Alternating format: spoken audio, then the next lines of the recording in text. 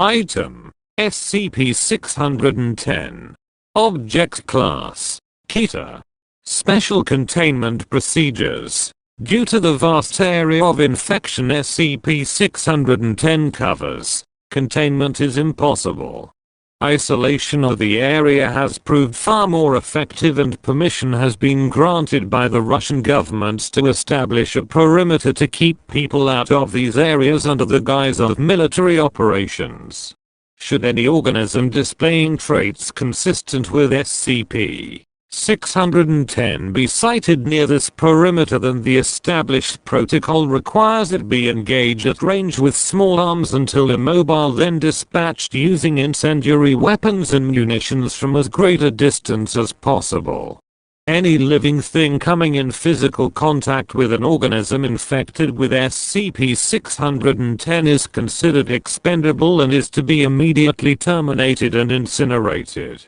Any persons coming within 3 meters of SCP-610 infected life are to immediately withdraw from the area, be isolated from the rest of their team, and subjected to medical examination using only remote techniques to determine if infection has occurred, and appropriate steps taken based on that determination.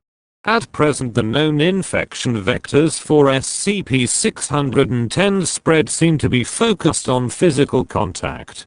Drone movements within heavily infected areas have returned air samples containing minute particulate which, when exposed to organic compounds, will result in the spread of SCP-610. The results of these particular tests have revealed that most require several days to manifest, if at all, with the exception of direct contact with exposed lung and liver tissue. These particular tests show a rapid rate of growth which requires incineration of the testing environment no more than 24 hours after initial exposure, with even a 2-hour mishap risking a compromised facility event. Given that this kind of rapid growth only occurs in organic material existing outside the human body, this form of infection is currently considered a minor concern.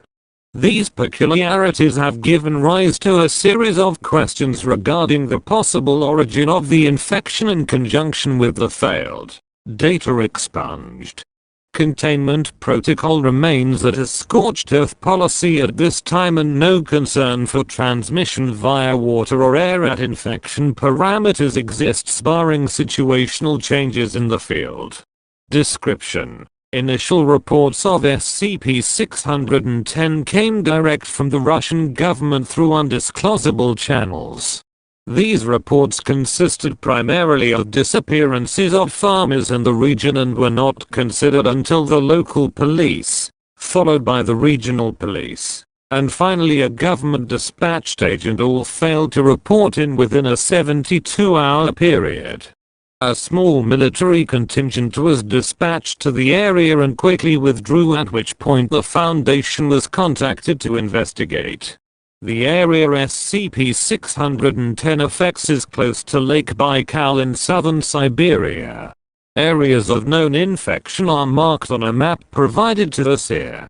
Containment perimeters are marked in blue surrounding these infection areas, and as of present no further locations have been identified.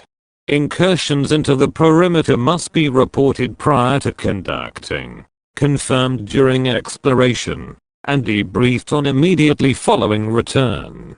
SCP-610 appears to be a contagious skin disease at first, with symptoms including rash, itching, and increased skin sensitivity.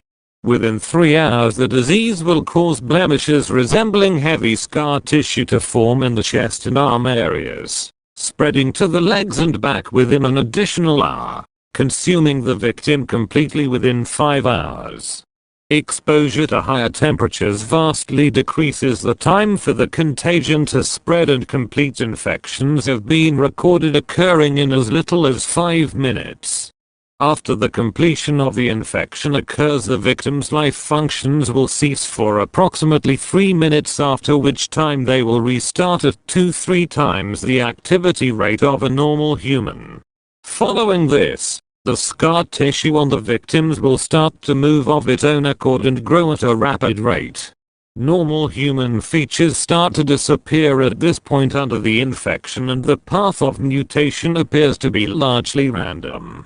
Subjects observed in this stage of infection have been recorded as growing 3 or more limbs of a type, such as arms or legs. The head may become misshapen and elongate or widen out, and parts of the subject may split open, from which additional branches of flesh will grow.